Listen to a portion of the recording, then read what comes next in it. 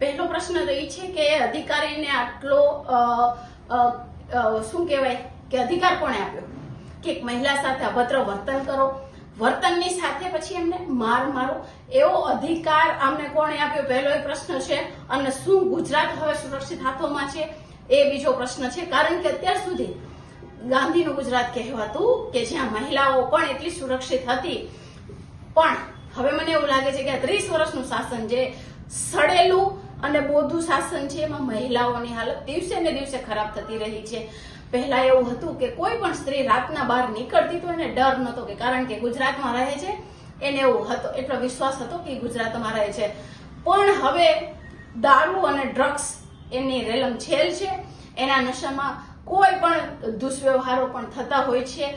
પણ હવે તો પોલીસ વાળા કે જે રક્ષક હોવા જોઈએ એ ભક્ષક બની ગયા છે. કારણ કે આ વિડીયો જોતા એવું લાગે છે કે પોલીસ વાળાને એની વર્દીનો એટલો અભિમાન છે કે સામે ભૂલી ગયા છે કે સામે મહિલા છે.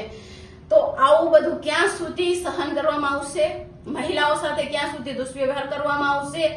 ક્યાં સુધી આવા બનાવો બનશે? અને હર્ષ સંઘવી કે જે ખાસ ગળા ફાડીને પોલીસને છૂટ આપતા હોય છે કે તમે ગમે ઈ કરો, અમે બેઠા છીએ, તો શું તમે આના માટે બેઠા છો? આના માટે તમે એમને પરવાનગી આપી છે કે મહિલાઓ સાથે કોઈ પણ દુષ્વ્યવહાર કરો, મહિલાઓને મારી લ્યો, સરા જાહેરમાં મારો, એના માટે તમે એમને પરમિશન આપી છે? તો આ ભાજપનું કેવું શાસન છે?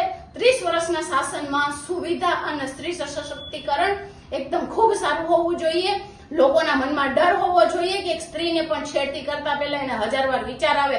પણ એની બદલે તમે એવા કાનૂન બનાવ્યા છે કે કાનૂન જ ફરિયાદ નથી લેતો, કાનૂન સાંભળતો જ નથી. કોઈ પણ એક મહિલાઓ હોય એમની સાથે કઈ બનાવ બન્યો હોય, જો પોલીસ સ્ટેશન એકલી જાય તો એમનો કોઈ વાત પણ નથી સાંભળતા. એટલે આ ગુજરાતની હાલત હવે દિવસે ને દિવસે એટલી ખરાબ થઈ ગઈ છે કે વાત જ ના પૂછો. હવે એ ગુજરાત નથી રહ્યું કે જ્યારે કહેવામાં આવતું કે ગાંધીનું ગુજરાત, એ ગાંધીનું ગુજરાત, હવે આ ગુજરાત એ ગુજરાત નથી રહ્યું.